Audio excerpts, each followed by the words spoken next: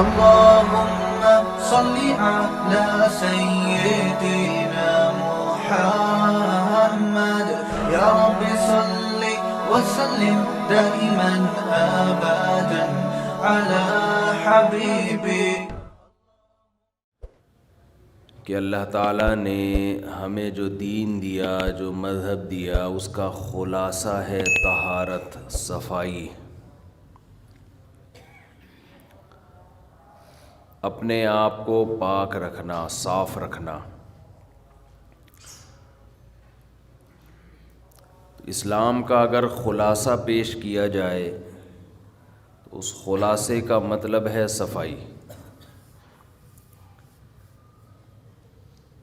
اس میں کئی مثالیں دی تھیں میں نے کہ لباس کی صفائی جس طرح سے اللہ نے حکم دیا، دنیا کے کسی مذہب میں صفائی کا یہ تصور نہیں ہے.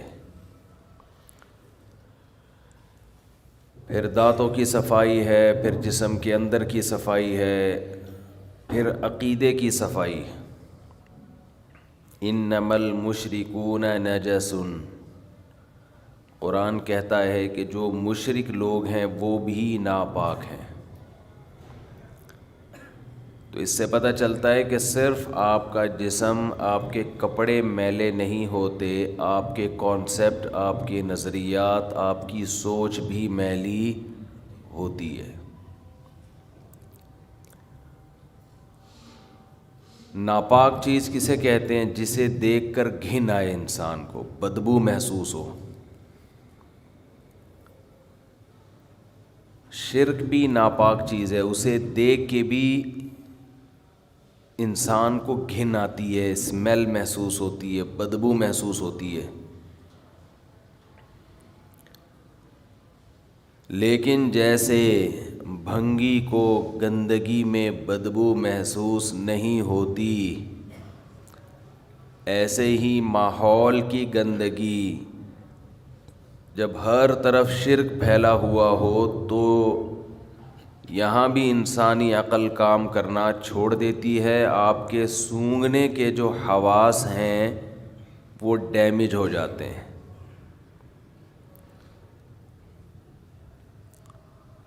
سونگھنے کے حواس ڈیمیج ہوتے ہیں تو آپ کو شرک کی بدبو محسوس نہیں ہوتی. ورنہ شرک بھی ایسی چیز ہے جس سے انسان کو گھن آتی ہے.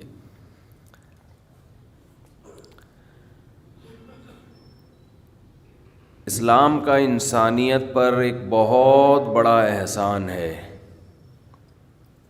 کہ جب اسلام دنیا میں آیا تو انسان جس چیز کو دیکھتا کہ وہ اس کی خدمت کر رہی ہے، انسان اسے مقدس سمجھنے لگتا.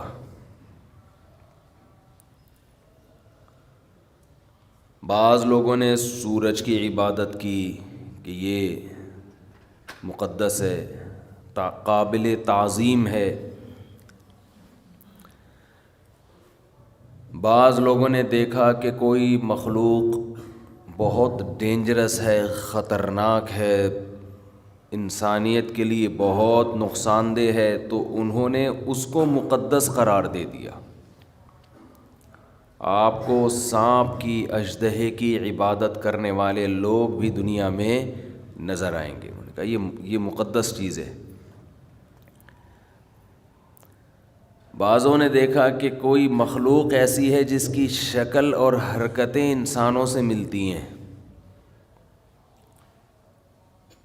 تو انہوں نے اس شکل اور اس حرکتوں کی بیس پر ان جانوروں کو مقدس سمجھنا شروع کر دیا. آپ کو دنیا میں بندروں کی پوجا پاٹ کرنے والے، ان کو مقدس جاننے والے بھی ملیں گے. دنیا میں بعض لوگوں نے دیکھا کہ بعض جانور ہماری بہت خدمت کر رہے ہیں، تو انہوں نے ان جانوروں کو مقدس قرار دے دیا. جیسے ہندوؤں میں گائے کو مقدس سمجھا جاتا ہے، اس کے گوبر کو، اس کے پیشاب کو مقدس سمجھا جاتا ہے. یہ قرآن کا انسانیت پر احسان، اسلام کا انسانیت پر احسان کہ اللہ نے ایک آیت میں ان تمام چیزوں کے تقدس کو ہمارے دلوں سے نکال دیا۔ وَسَخَّرَ لَكُم مَّا فِي السَّمَاوَاتِ وَمَا فِي الْأَرْضِ جَمِيعًا مِّنْهُ، فرمایا اس کائنات میں انسان کے سوا جو کچھ ہے وہ سارا انسان کی خدمت کے لیے ہے، انسان کے کام کے لیے ہے، آپ کے لیے مسخر ہے۔ تو اب آپ بتاؤ، جو آپ کی خدمت میں لگا ہوا ہو وہ آپ کے لیے مقدس کیسے ہو سکتا ہے؟ اور تسخیر کے لفظ میں بہت بلاغت ہے۔ یہ نہیں کہا کہ یہ تمہاری خدمت میں لگا دیا ہے، مسخر، تمہارے کنٹرول میں دے دیا ہے، جو چاہے کرو۔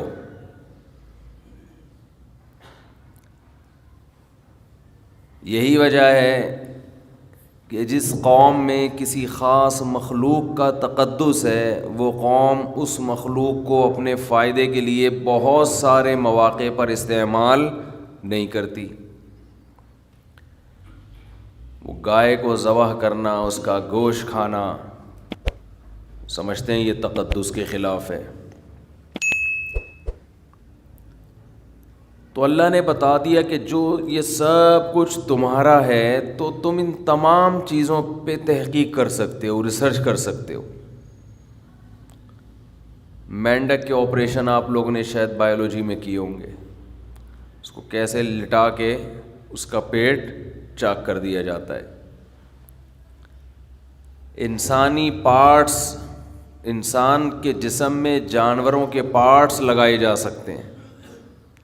ابھی ماضی قریب میں خنزیر کا دل کسی انسان کے لگا دیا، جس طرح سے چاہو۔ ہاں، جو جانور ناپاک تھے ان کے کھانے سے منع کر دیا، لیکن اس میں بھی ایک شرط لگا دی کہ اگر جان کا خطرہ ہے تو کھا بھی سکتے ہو، کہ تمہاری خدمت کے لیے، پہلے تمہاری جان بچے گی۔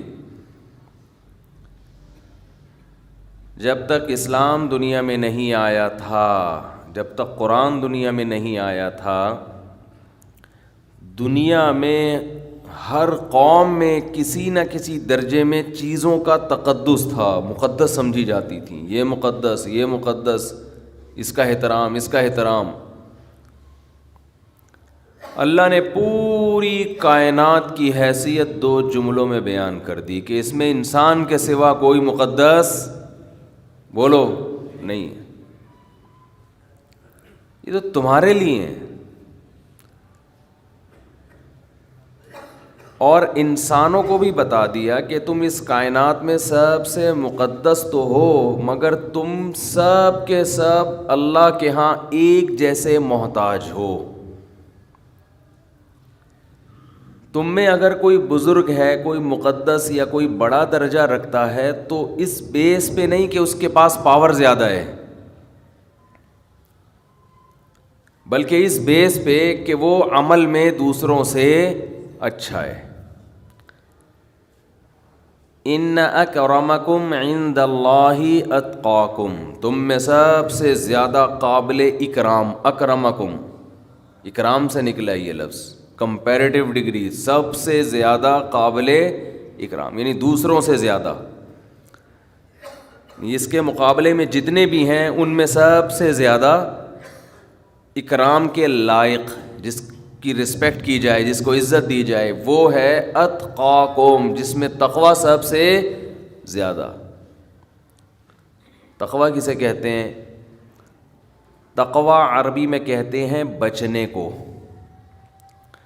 تو اتقا جو ہے یہ بھی کمپیریٹیو ڈگری ہے، کمپیئر کیا جا رہا ہے کہ جو سب سے زیادہ برائیوں سے بچتا ہے اس میں عزت کا ریشو بھی اسی تناسب سے سب سے زیادہ۔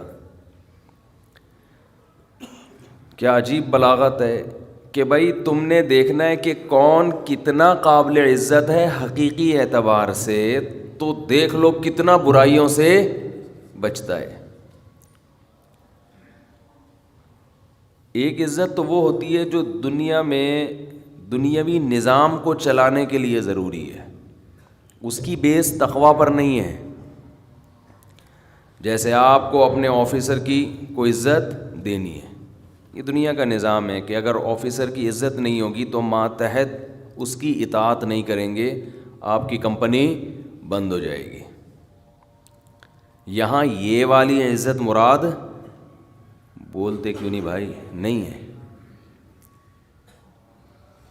ایک عزت وہ ہے جو سربراہ کو ماتحت نے دینی ہے۔ باپ کافر ہے، گھر کا سربراہ ہے، بیٹا مسلمان ہے، تو باپ بیٹے کی عزت نہیں کرے گا بلکہ بیٹا باپ کی عزت کرے گا، حالانکہ تقویٰ کس میں زیادہ ہے؟ بیٹے میں۔ لیکن چونکہ باپ ہے تو شریعت نے باپ ہونے کی بیس پر اس کو آپ کے لیے قابل عزت بنایا۔ یہ میں اس لیے دلیل دے رہا ہوں، یہ ڈیفائن کر رہا ہوں کہ آج بہت سے لوگ جو فقہ پر حضرات فقہائے کرام پر اعتراضات کرتے ہیں نا قرآن حدیث کی روشنی میں، ان کو قرآن و حدیث کا پتہ نہیں ہوتا۔ فقہ کی کتابوں میں صدیوں سے ایک مسئلہ چلا آ رہا ہے، مجتہدین اس کے قائل ہے، چاروں ائمہ اس کے قائل ہیں کہ جب لڑکی کا نکاح ہوگا تو اس کے ہم پلہ میں ہوگا، پیرلل ہوگا، لڑکا اس کا کفو ہونا چاہیے، برابر کا یا اس سے اونچا ہونا چاہیے۔ تو اس برابری میں، اس اونچائی میں اس کی ذات بھی دیکھی جاتی ہے، ذات سے مراد قوم، اس کا خاندان بھی دیکھا جاتا ہے، اس کا نسب دیکھا جاتا ہے، اس کا عہدہ دیکھا جاتا ہے، اس کا مال دیکھا جاتا ہے۔ فقہاء لکھتے ہیں کہ جو اونچے خاندان کا آدمی ہے وہ ایک کمتر خاندان کی لڑکی کا پیرلل ہے، لیکن اونچے خاندان کی لڑکی کمتر خاندان کی لڑکی کی اس کے جوڑ کی لڑکے کے جوڑ کی نہیں ہے۔ ایک بہت مالدار گھرانے کی لڑکی ایک بہت غریب لڑکے کے جوڑ کی نہیں ہے، تو یہ اس کے پیرلل نہیں ہے۔ ایک ایسے پیشے سے وابستہ لڑکی جس کا باپ ایسا پیشہ ہو، کمانے کا ایسا ذریعہ ہو جو قابل عزت سمجھا جاتا ہے، لڑکا ایسا پیشہ اختیار کیے ہوئے ہے جو زیادہ قابل عزت نہیں سمجھا جاتا، تو یہ لڑکا اس لڑکی کے جوڑ کا نہیں ہے۔ میری بھی بحث ہوئی، جب میں نے کتاب لکھی نا تعدد زوجات پر، زیادہ شادیوں پر، جب میں نے کتاب لکھی تو اس میں میں نے یہ بھی ڈیٹیل بیان کی ہے کہ ایک بیوی پر قناعت کا نتیجہ ہے کہ لڑکیوں کے رشتے ان کے جوڑ میں نہیں ہو رہے، پیرلل نہیں ہو رہے، نہ خاندانی لحاظ سے، نہ مالی لحاظ سے، نہ پیشہ۔ لڑکیاں اپنے سے کمتر میں جا رہی ہیں، سپلائی زیادہ ہے، ڈیمانڈ کم، تو ڈیمانڈ کم ہونے سے ویلیو بولو، جب چینی بہت زیادہ ہو، خریدار نہ ہو تو چینی اوپر جائے گی نیچے آئے گی، ویلیو کم، اس کو اس کے اوریجنل ریٹ نہیں ملیں گے۔ تو ایسے ہی لڑکیاں ہول سیل کے حساب سے ہیں، ڈیمانڈ ہے ایک ہی رکھنی ہے ہر آدمی نے، تو عورت کی ویلیو کیا ہو گئی؟ لڑام سے نیچے، اس کو نہ اس کے جوڑ کا رشتہ مل رہا ہے، مہر بھی اس کے جوڑ کا نہیں مل رہا، پونے 5,000، 3,500، 4,500 یہ مہر چل رہا ہے مارکیٹ میں، کچھ بھی اس کو اس کے جوڑ کا، بس یہ دیکھتے ہیں کہ انسان کا بچہ ہو، لڑکا ہو، بس اتنا کافی ہے، کچھ چرس ورس نہ پیتا ہو۔ کچھ دنوں میں یہ شرط بھی ختم ہو جائے گی، چرسی ہو بھلے۔ تو میں نے جب اپنی کتاب میں یہ سارے احکام لکھے تو ایک صاحب الجھ پڑے، کہنے لگے میں یہ فقہ شقہ نہیں مانتا، جو فقہ شقے کی کتابوں کے حوالے دیے نا اپنے فقہ شقے، کہہ رہے ہیں قرآن تو کہہ رہے تم میں سب سے زیادہ عزت والا وہ ہے جو تم میں سب سے زیادہ تقوی والا، آپ نے بول دیا کہ لڑکا قابل عزت ہونا چاہیے، جتنی لڑکی اور عزت میں چند چیزیں دیکھی جاتی ہیں، خاندان ہے، نسب ہے، اور پیسہ ہے، دینداری بھی اس میں سب سے پہلے تو دینداری ہے، تو اور بھی چیزیں ہیں۔ تو انہوں نے کہا یہ نسب وسب کیا ہوتا ہے، خاندان کیا ہوتا ہے؟ پیشہ کیا ہوتا ہے؟ فقہا لکھتے ہیں ایک لڑکی کسی بڑے آفیسر کی بیٹی ہے. بعض لوگوں کے پاس پیسہ کم ہوتا ہے لیکن جس شعبے سے وابستہ ہیں وہ شعبہ قابل عزت ہے. اب ٹیچر ہے، آپ کے کوئی ٹیچر ہیں، کم تنخواہ ہے، لیکن ٹیچر ہونا ایک عزت، ایک قابل عزت ہے نا. آپ کسی کو بتاتے ہیں میں کس یونیورسٹی میں کیا ہوں، پروفیسر ہوں، لیکچرار ہوں، بریگیڈیئر ہوں، کرنل ہوں، جج ہوں، ہائی کورٹ میں وکیل ہوں.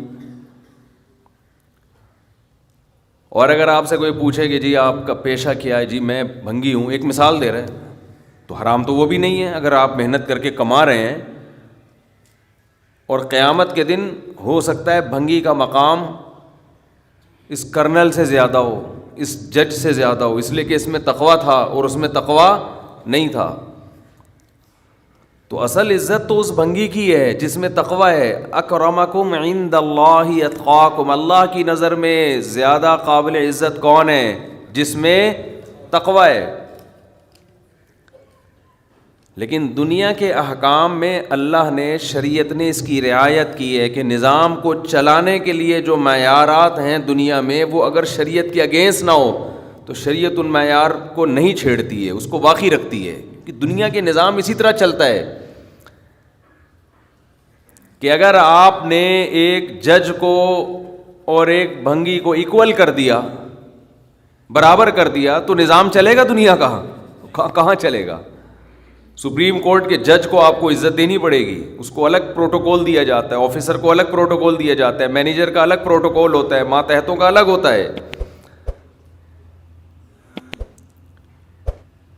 تو اسلام نے جو عورت کے لیے حکم دیا نا کہ کفوف میں نکاح ہو، کفو ہم پلہ جوڑ، یہ اس لیے کہ نکاح اگر اخروی معاملہ ہے تو دنیاوی معاملہ بھی ہے. تو دنیا میں یہ چیزیں دیکھی جاتی ہیں، کیونکہ اگر جوڑ کا نکاح نہیں ہوگا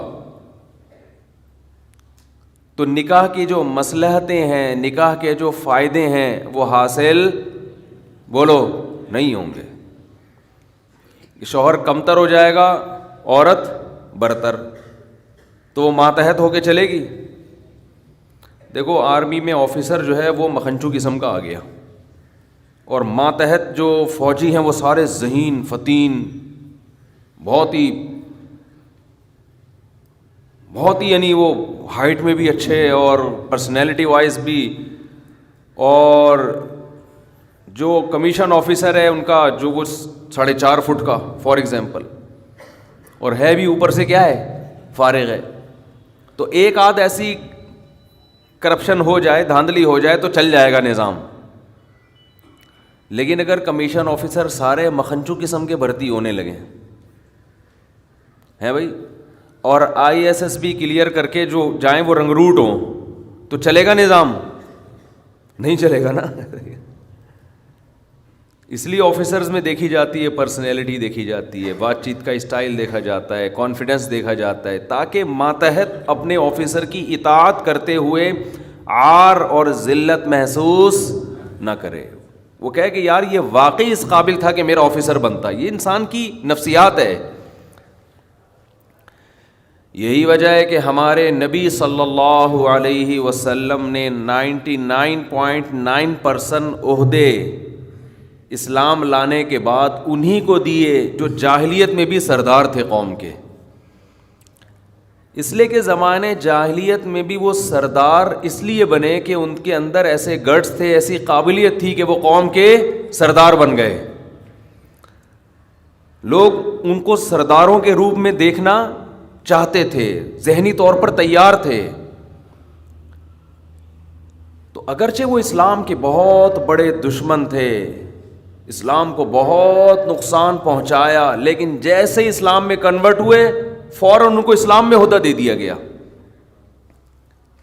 تبھی حدیث میں آتا ہے خیارکم فی الجاہلیت خیارکم فی الاسلام. زمانے جاہلیت میں کفر میں جو لوگ اچھے تھے، اسلام میں بھی وہی کیا ہیں، وہی بہتر ہے. تو یہ دنیا کا نظام. تو وہ مجھے کہنے لگے کہ یہ کیا فقہا نے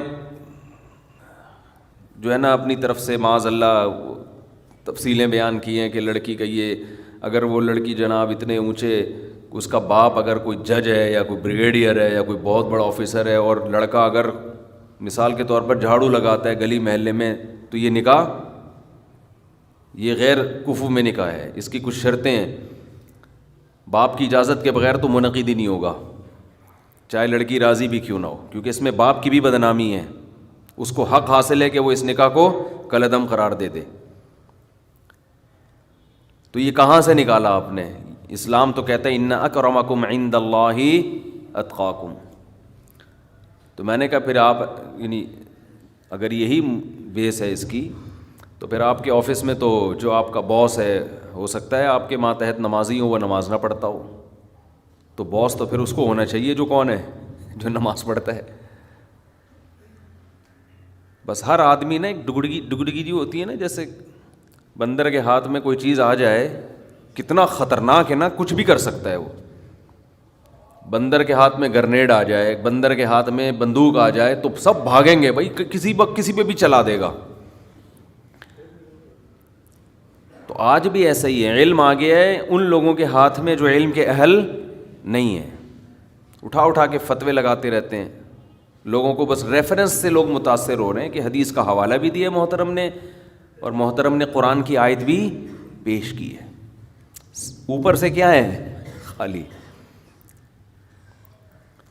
تو دنیا میں تو اصول کچھ اور ہے. تبھی حدیث میں آتا ہے انزل الناس منازلہم، دنیا میں جس کا جو مقام ہے اس کو وہ مقام دو. تبھی جب عرب کے سردار آیا کرتے تھے تو آپ صلی اللہ علیہ وسلم ان کو عزت دیا کرتے تھے، حالانکہ وہ غیر مسلم تھے.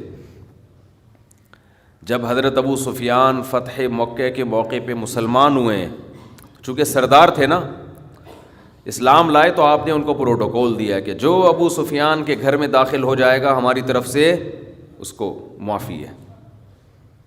عزت دی آپ صلی اللہ علیہ وسلم نے ان کو. تو میں یہ عرض کر رہا تھا کہ لیکن اتنی بات ہے کہ ایک تو ہے دنیا کے نظام کو چلانے کے لیے کسی بیس پہ کسی کو عزت دینا. یہ جو دنیا میں عزت دی جاتی ہے اس کی بھی کوئی بیس ہوتی ہے. اچھا ایک بات خوب سمجھ لو، یہ بات درمیان میں موضوع سے تھوڑی سی ہٹ کے دیکھو. اسلام میں سب سے پہلے جان کی حفاظت ہے. یہی وجہ ہے کہ جان بچانے کے لیے خنزیر کھانے کی بھی شریعت نے اجازت دی. تو جان پہ کمپرومائز بولو نہیں کرنا چاہیے. دوسرے نمبر پر عزت ہے یا پیسہ ہے؟ عزت ہے. دوسرے نمبر پہ سب سے زیادہ جو چیز حفاظت کے لائق ہے وہ پیسہ نہیں ہے بلکہ کیا ہے؟ عزت ہے. تیسرے نمبر پہ سب سے زیادہ حفاظت کس چیز کی ہے؟ پیسے کی ہے. آج تینوں کی حفاظت کا مسلمان کے پاس سرے سے کوئی انتظام نہیں ہے. الٹے مشورے، الٹی باتیں. اکثر علماء جو شہید ہوئے نا ان کے متعلقین کی غفلت کی وجہ سے شہید ہوئے. کل ہم کہیں بیٹھے ہوئے تھے، کسی نے کہا کہ حضرت مولانا اسلم شخبوری صاحب آیا کرتے تھے ہمارے پاس بغیر کسی گارڈ کے. کتنا اللہ پہ اعتماد تھا، توکل تھا، ہمارے پاس آیا کرتے تھے بغیر کسی گارڈ کے. اتنے مشہور آدمی تھے. میں نے کہا اسی وجہ سے تھے، اب نہیں ہے. ٹھیک ہے، اسی وجہ سے تھے، اب نہیں. تو ہمارے ہاں سب سے سستی چیز انسانی جان ہے اور انسان کا خون ہے، اور جن میں علماء سب سے پہلے. عبرت ہی نہیں ہوتی نا. اتنے حادثات، اتنے واقعات، اتنی لاشیں گر چکی ہیں، اتنے. آپ ذرا اندازہ لگاؤ، حضرت مولانا یوسف الجہانوی شہید رحمۃ اللہ علیہ، ان سے بھی پہلے سے شروع کرو، گنتے تھک جاؤ گے، سلسلہ ختم نہیں ہوگا. پھر بھی وہی مکھنچوں والی باتیں، بیکار قسم کی باتیں، فضول قسم کی باتیں. اور سب کے بارے میں یہی حال ہے، اپنے بارے میں بھی یہی ہے. ہماری گلی محلے میں صبح و شام موبائل سنیچنگ، ڈکیتیاں، فائرنگ.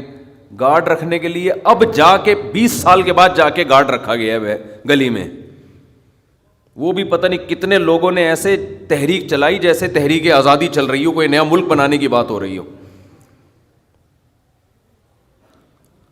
لوگوں کی جیب سے پیسے ہی نہیں نکلتے. او بھائی موبائل سنیچنگ ہو رہی ہے, ڈاکو گلی گلی محلے میں ذرا سی بات پہ جان لے رہے ہیں. کچھ تو کرو. بس گورنمنٹ کو گالیاں دیں اور پتلی گلی سے نکل لی, اپنی باری کا انتظار کر رہے ہیں. گورنمنٹ کو آپ اچھا کہو برا کہو, ڈاکو اپنے مفاد کے لیے آپ کی جان 2 منٹ میں لے گا, معذور کر دے گا آپ کو. لیکن نہ اپنی حفاظت کے لیے کوئی اسلحہ رکھا جا رہا ہے, لائسنس بنوایا جا رہا ہے, نہ کوئی اور سب عوام کا بھی یہی حال ہے. نہ گلی محلے میں کوئی انتظام کیا جا رہا ہے. پہلے بیریئر لگا دیے تھے تو زگ زیگ کھیلتے رہو بس گلیوں میں. سانپ والا نہیں ہوتا تھا یہاں سے جو, تو ہم بھی سانپ والا سچی مچی میں شروع ہو گئے تھے. یہاں سے گئے بند ہو گئے, اب وہاں سے گھوم کے جاؤ, پھر ادھر سے گئے آگے بند ہے, پھر وہاں سے وہ سانپ والا بن گیا تھا پورا. پہلے موبائل میں آتا تھا نا سانپ والا.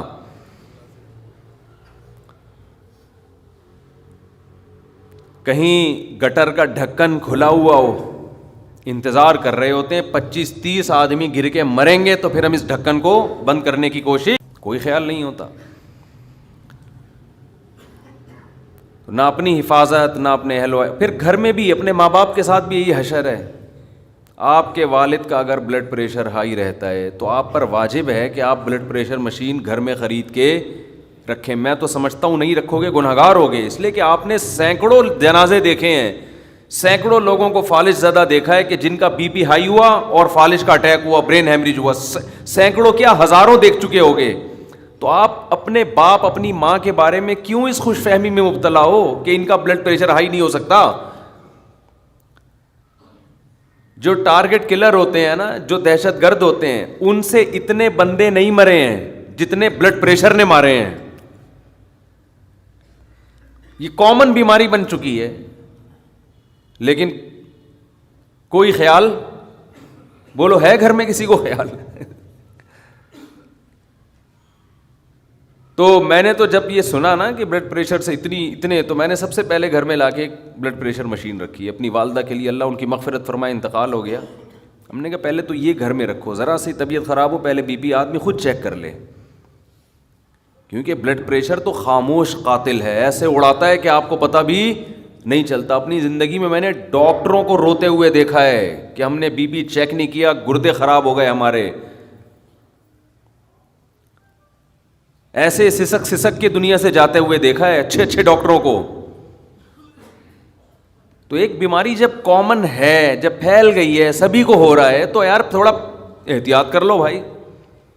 احتیاط بھی نہیں کرو, چیک تو کر لو کہ ہے, مجھے یقین آ جائے, ایمان آ جائے کہ ہاں بھائی ہے. پھر بے شک مرو تو سوچ سمجھ کے مرو گے کہ یار میں مرنے پہ ہی راضی ہوں, بی پی ہائی ہے, میں 6 انڈے کھاؤں گا. میں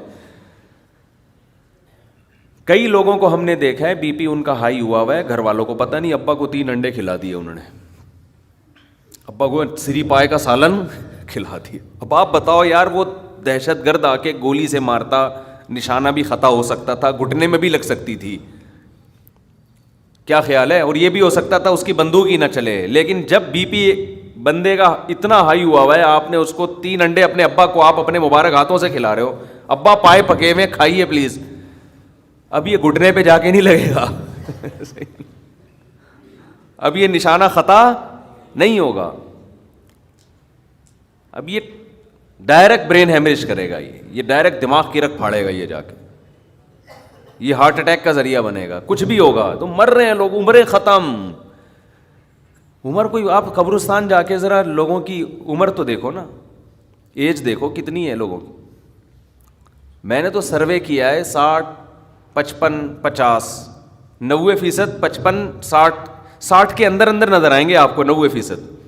کوئی ایک آدھ سینکڑوں میں ہوگا جو جی 70 سال یا 75 یا 80 سال. تو یہاں بھی غفلت ہے. سب سے پہلے کیا ہے اسلام میں؟ بولو, جان. وہ ہر قیمت پہ بچانی ہے, کیونکہ یہ ایک ایسی نعمت ہے جو ایڑیاں رگڑ لوگے لیکن دوبارہ نہیں ملے گی. ہندو کہتے ہیں 7 جنم ہے, اسلام کہتا ہے بس 1 جنم, دوبارہ یہ روح دنیا میں نہیں آئے گی. حضرت عیسیٰ علیہ الصلاۃ والسلام دنیا میں آئیں گے، لیکن وہ بھی زندہ ہیں، ابھی تک ان پر موت واقع ہوئی نہیں ہے۔ اللہ ایسے بھی تو کر سکتا تھا نا کہ عیسیٰ علیہ السلام کو موت واقع کر دیتا، پھر دوبارہ زندہ کر کے لے آتا۔ اللہ نے کہا نہیں، میرا قاعدہ ہی نہیں ہے، گیا دنیا سے تو گیا بس۔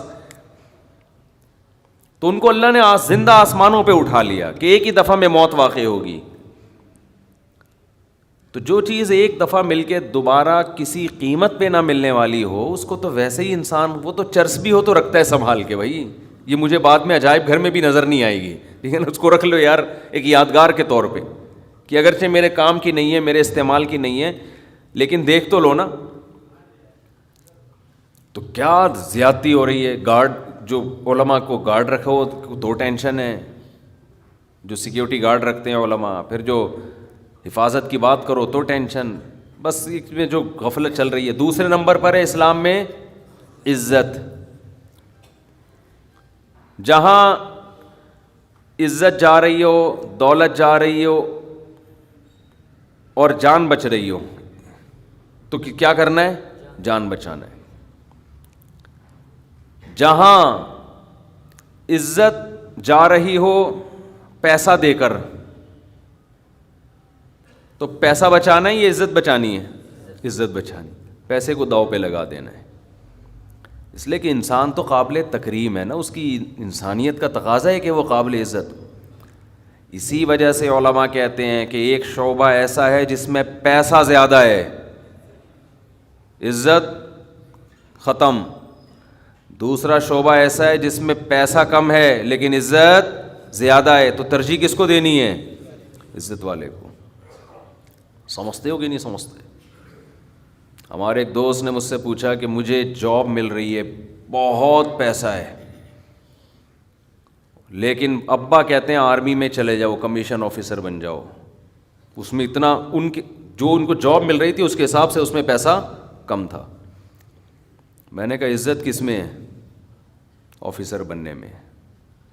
آپ کے پاس پاور آئے گی، طاقت آئے گی، قوت آئے گی، پاورفل آدمی بن جاؤ گے آپ۔ تو میں تو مشورہ دوں گا کس کو ترجیح دو؟ آفیسر بنو۔ آپ سپریم کورٹ کے جج بن سکتے ہو،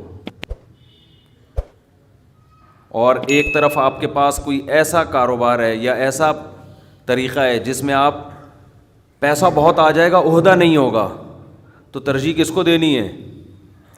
عہدے کو۔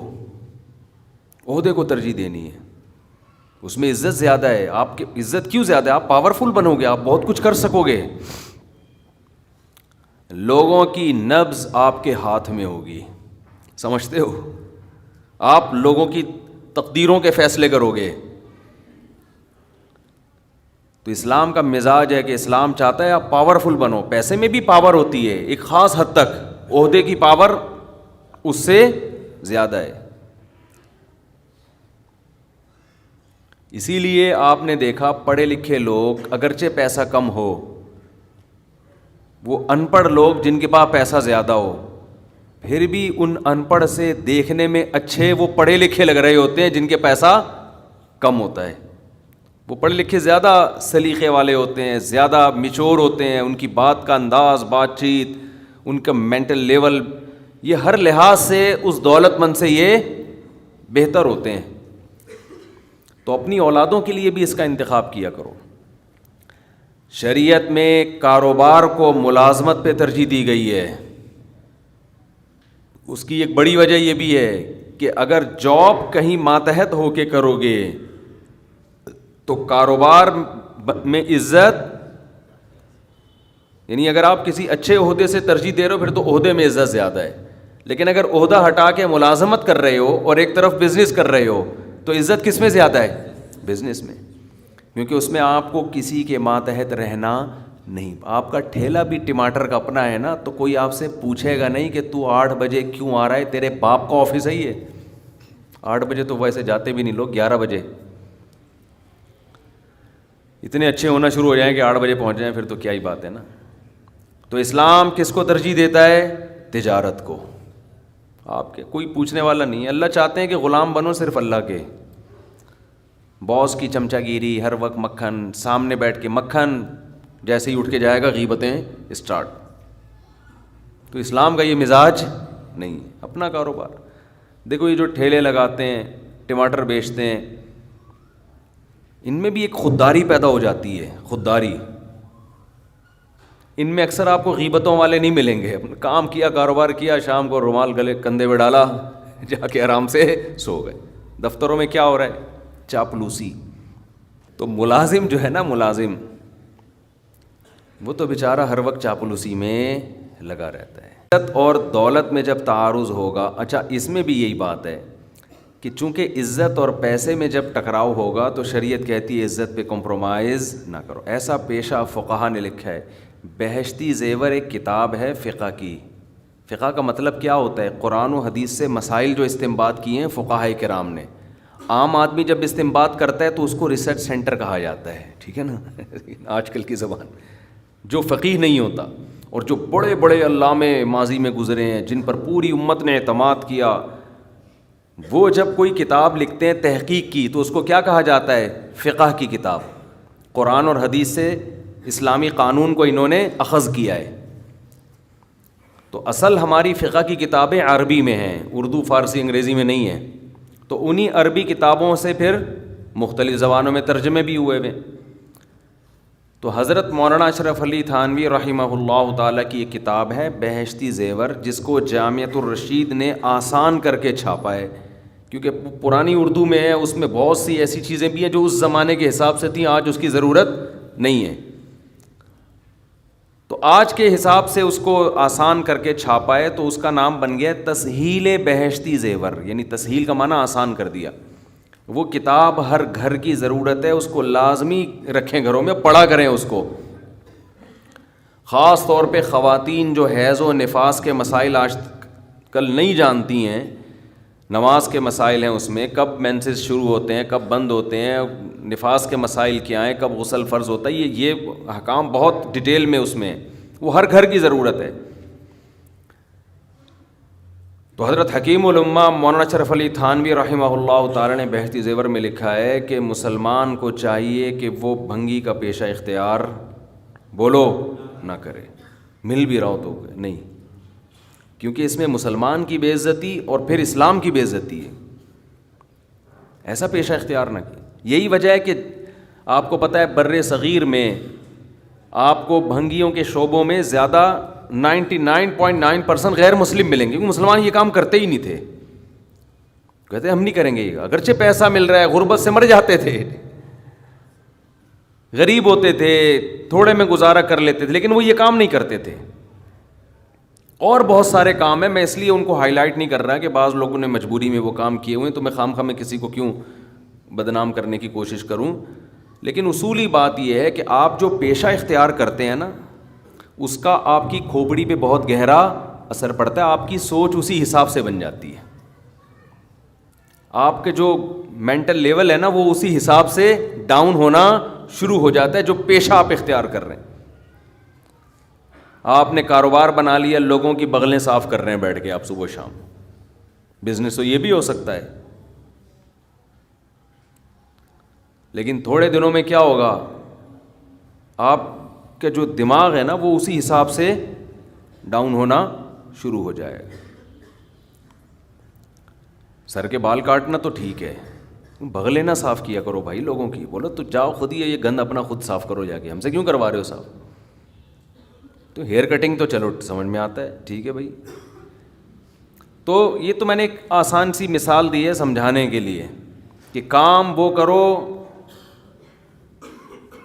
جس میں گھٹیا پن نہ ہو.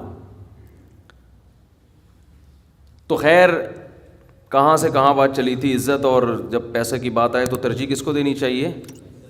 عزت. عزت پہلے، پیسہ بعد میں.